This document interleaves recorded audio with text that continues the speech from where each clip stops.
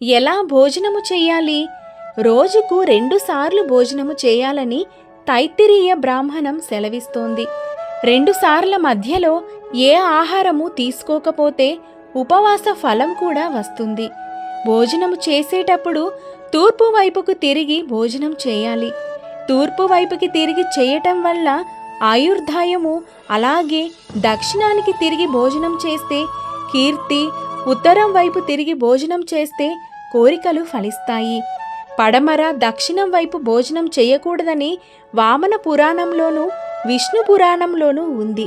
కాబట్టి తూర్పు వైపు తిరిగి భోజనం చేయటం అనేది అన్ని శాస్త్రాలు, ధర్మాలు ఏకగ్రీవంగా ఒప్పుకుంటున్నాయి. ఆకు మీద, ఇనుప పీట మీద కూర్చొని భోజనం చెయ్యరాదు.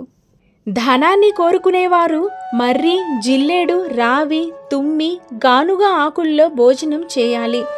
మోదుగ, తామర ఆకుల్లో సన్యాసులు మాత్రమే భుజించాలి. భోజనానికి ముందు తరువాత ఆచమనం చేయాలి. తినే ముందు అన్నానికి నమస్కరించి తినాలి.